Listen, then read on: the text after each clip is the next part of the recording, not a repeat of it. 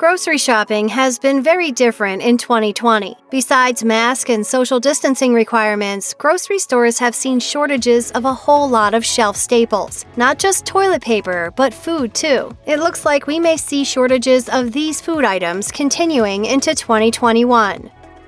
If you assume beer shortages are because sales have skyrocketed during the pandemic, you're only half right. Alcohol sales in the United States have indeed gone up significantly in 2020, but breweries in large part have continued to make beer. So what's the problem? It's aluminum cans. He hates these cans! Stay away from the cans! Since bars and restaurants have been closed for a significant part of the year, most of the beer that would have been put in kegs and delivered to the business is instead being put in bottles and cans to be sold at retail. This has created a demand for aluminum cans that has outpaced the supply. So larger beer manufacturers such as Molson Coors and Brooklyn Brewery have been forced to cut back on their offerings and stick to selling only their most popular beers. Small craft breweries are hurting even more. With no one visiting their tasting rooms, they have been selling more beer in cans for people to drink at home. But finding those cans has been a problem. Brett Trump, CFO of Free Will Brewing Company in Pennsylvania, told Newsweek, "The Bud Houses, Miller Coors have just bought them all. We can't compete with them, obviously." Rob Leitner, owner of East Brother Beer in California, added, "We've experienced multiple instances of delays, shortages, changes in agreed-upon terms. It's a nightmare." Soda companies are facing the same aluminum can problem as beer brewers. But there's another component to the soda slingers' troubles: a lack of carbon dioxide. Carbon dioxide is the gas that gives soda its fizz. It's a byproduct of the production of ethanol, which is used in gasoline. So when people across the country abruptly stopped driving as much, fuel demands plummeted and ethanol plants cut production. According to the Daily Mail, 34 out of the 45 U.S. ethanol plants that sell carbon dioxide had either cut production or idled completely during the coronavirus lockdown in the spring of 2020. As of the fall, carbon dioxide supply was still tight. One expert said he believes shortages will continue for the rest of the year, driven by ethanol issues. Until COVID-19 is under control, it is hard to see things returning to normal, considering our current carbon dioxide supply portfolio domestically. With such a tight supply, soda manufacturers will likely have to stick to their tried-and-true products. So while you can still buy a Pepsi, you'll have a hard time finding Pepsi Zero Sugar Wild Cherry.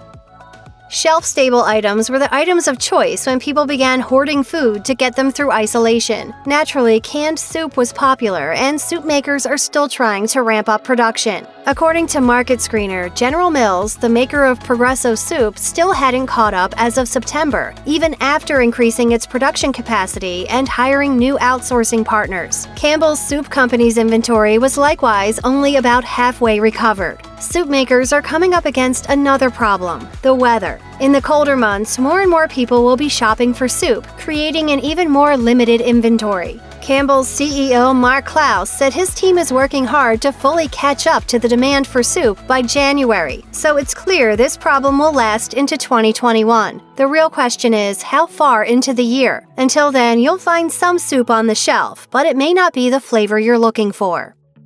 Stocks of all kinds of foods were depleted from the onslaught of grocery sales when the pandemic hit, but canned corn was hit particularly hard. The trouble with canned corn is the variety of corn typically used for it: sweet corn. Sweet corn is harvested just once per year, in the summer. And in the spring of 2020, canned corn sales went up 47.6%. Corn! Haven't had that in a while. Yeah, delicious corn. Bye. At that point, big food manufacturers urged farmers to grow more corn, but the corn growers had already made their harvesting plans. There's also the issue of getting the canned goods to the store. Many trucking companies have cut back on their fleets, meaning there are fewer trucks to haul food. In short, there won't be an increase in production coming anytime soon. So if the pandemic lags on and consumers continue to stockpile non-perishable food, canned corn may be a difficult item to find for the foreseeable future.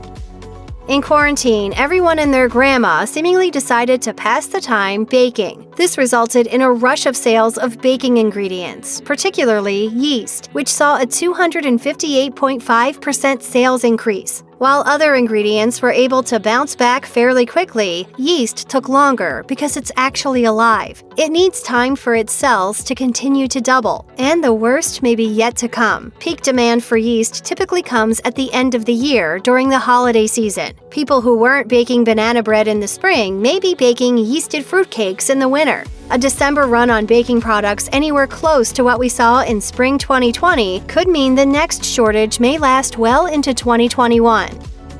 Another baking staple, flour, suffered shortages throughout 2020. The situation was the result of unprecedented demand, said Christopher Clark, Vice President of Communications and Administration for the North American Millers Association. With another surge of coronavirus cases, consumers are returning to their early pandemic shopping behaviors. They're stocking up, particularly on items they fear will be gone soon. So even if flour is back on the shelves now, it may not be soon. Chris Menser, the Director of Operations for Rastelli Market Fresh in New Jersey, told Today, to compound the shortages, the customers that weren't buying before are now buying extra, so the shortages are starting to impact stock levels. Yeast and flour continue to be in high demand since they were virtually impossible to get in March and April. The expected flour demand could continue as the calendar flips to 2021. With not much else to do in 2020, people who had never planted so much as a single flower found themselves in the soil, planting seeds in hopes of a fruit and vegetable bounty. It helped pass the time and provided food during a time of great food insecurity. But gardening got so popular that it resulted in a seed shortage, which is expected to continue in 2021. If you rely on your garden to put food on your plate, there are several seed-saving tips you should follow going into the new year. The first is to save the seeds from this year's crop. Once you have the seeds from the produce, store them in a cool, dark place or in the freezer where they can last for years. You can also swap seeds with other growers at events and online. The meat industry suffered a major setback in the spring and summer when some of the largest meat processing plants reported coronavirus outbreaks. This forced them to temporarily shut down or scale back production significantly. In April, John Tyson, chairman of Tyson Foods, the country's largest meat processor, took out a newspaper ad that read in part, "There will be limited supply of our products available in grocery stores until we are able to reopen our facilities that are currently closed." Plants reopened, but in a limited capacity. Normally, plant employees work in close quarters, even shoulder to shoulder. New protocols like glass dividers and social distancing limit the number of people that can work at one time, so facilities can't process meat as quickly as they could before. And with a surge in coronavirus cases in 2020's last quarter, the meat industry is again suffering. In November, a meat plant in New Mexico was ordered to shut down for 2 weeks.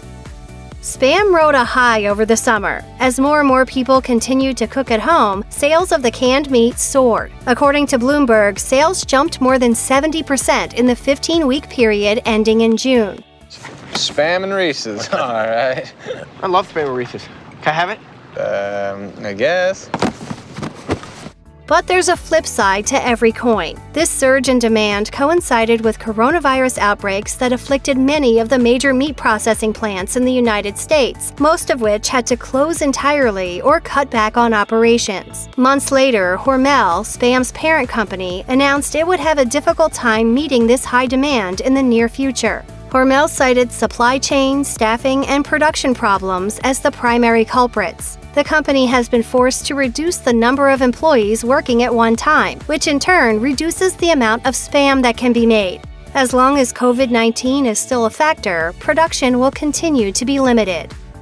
Whether cookies or chips, sweet or salty, certain varieties of well-known snack brands won't be on the shelves as 2021 rolls in. In the pandemic pinch, snack companies have chosen to focus their efforts on their best-selling products. Mondelez International, maker of Oreos, announced it would be producing more original Oreos rather than its various other Oreo flavors. Pepperidge Farm did the same and limited production of its Geneva cookie. Many potato chip flavors were likewise put on hold or downright discontinued. Among the lost flavors are Lay's lightly salted potato chips, Tostitos baked scoops, and Fritos Scoops spicy jalapeno. And don't hold out hope if you're looking for Lay's classic multi-pack and Tostitos black bean and garlic. Snack food manufacturers cite the need to maximize overall output due to high product demands caused by the pandemic. So expect to see these shortages in 2021 until the coronavirus is in our collective rearview mirror. Check out one of our newest videos right here, plus even more mashed videos about the food industry are coming soon. Subscribe to our YouTube channel and hit the bell so you don't miss a single one.